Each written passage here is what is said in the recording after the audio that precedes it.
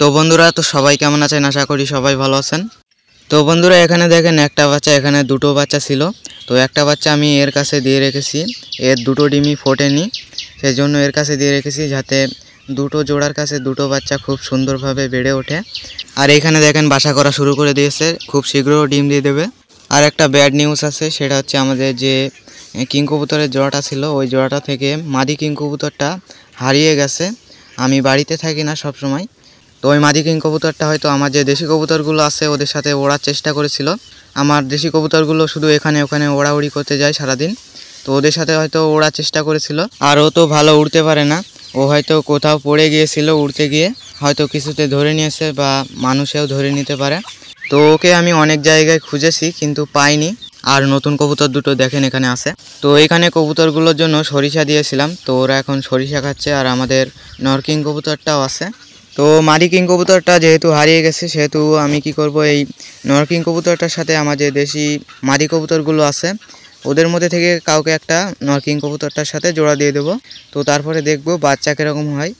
বাচ্চা তো মনে হয় একটু বড় সাইজের হবে।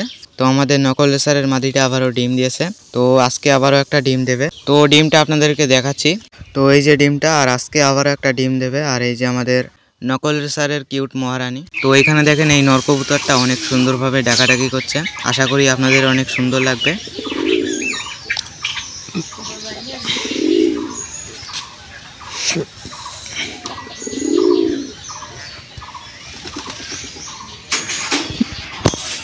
তো আমাদের লক্ষা কবুতরটা ডিম দেয় না, হয়তো লক্ষা কবুতরটা বাঞ্জা। তো আমি লক্ষা কবুতরটাকে বিক্রি করে দেবো, বিক্রি করে দিয়ে আমার যে মাদি কবুতরের জোড়া আছে ওই মাদি কবুতরের জোড়া থেকে একটা মাদি নিয়ে ওই যে ওই নরটার সাথে জোড়া দিয়ে দেবো।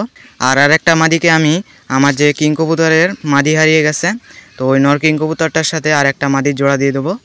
তো বন্ধুরা এই যে দেখেন দোয়েল পাখিটা 4টে ডিম দিয়ে দিয়েছে, আর ডিম দেবে না, ডিম দেওয়া শেষ করে দিয়েছে দোয়েল পাখিটা এবারে ডিমে তা দেওয়া শুরু করে দিয়েছে। তো বন্ধুরা অনেকদিন হয়ে গেল রাতচরা পাখির বাচ্চাটার কোনো আপডেট আপনাদেরকে দেওয়া হয়নি।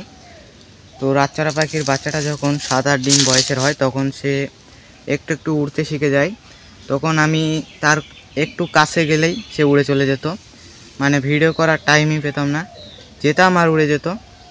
তো সেই জন্য আর কি ভিডিওটা আপনাদেরকে দেওয়া হয়নি, আপডেটও দেওয়া হয়নি। তো আজকের ভিডিওতে আপডেটটা দিয়ে দিলাম। তো বন্ধুরা এর আগের ভিডিওতে যে একটা বুলবুলি পাখির বাসা দেখিয়েছিলাম, তো ওই বুলবুলি পাখির বাসাতে একটা ডিম ছিল।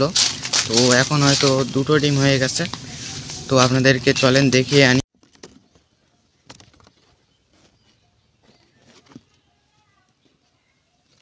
তো বন্ধুরা আমি ভেবেছিলাম বাসাতে হয়তো দুটো ডিম আছে, কিন্তু এখন গিয়ে দেখছি একটাও ডিম নেই, আর বাসাটা হালকা হালকা ভাঙা আছে।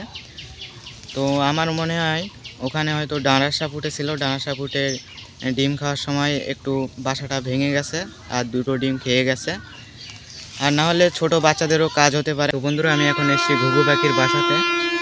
তো এখন এসে দেখছি ঘুঘু পাখির বাচ্চা দুটো বাসায় নেই, আর এখানে একটা আম পড়ে আছে। তো এত ছোট বাচ্চা উড়ে গেছে কিভাবে? এই আমটা পড়েছে বলে হয়তো ভয় পেয়ে উড়ে গেছে। তো বন্ধুরা এখন বিকাল হয়ে গেছে, দেখেন কবুতরগুলো এখানে বসে আছে, এদেরকে একটু আগেই খেতে দিয়েছি। তো এই যে দেখেন সবাই খাওয়া দাওয়া করে এখানে চুপচাপ মেরে বসে আছে, আর এখানে দেখেন এরা বাসা করে এখানে বসে আছে। তো নকল রেসারের মাদিটা ডিম দিয়েছে কিনা দেখি ডিম দিল কিনা আবার।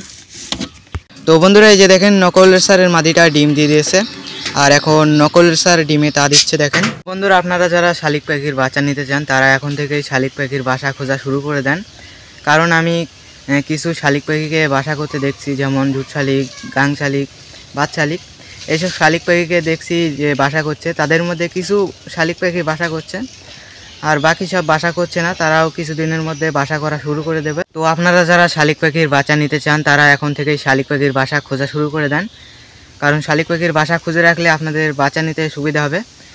আর শালিক পাখি কোথায় বাসা করে, শালিক পাখির বাসা কিভাবে খুঁজতে হয়, শালিক পাখি কোন গাছে বাসা করে বেশি, কীরকম জায়গায় বাসা করে, এই নিয়ে যদি আপনারা ভিডিও চান অবশ্যই এই ভিডিওর নিচে কমেন্ট করে জানাবেন যে এই নিয়ে একটা ভিডিও চাই।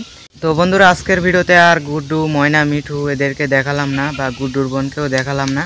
তো এর পরের ভিডিওতে ওদেরকে দেখাবো। তো আজকের ভিডিওটা এই পর্যন্ত। এই ভিডিওটা ভালো লাগলে অবশ্যই একটি লাইক করে দেবেন আর চ্যানেলটা সাবস্ক্রাইব করতে পারেন।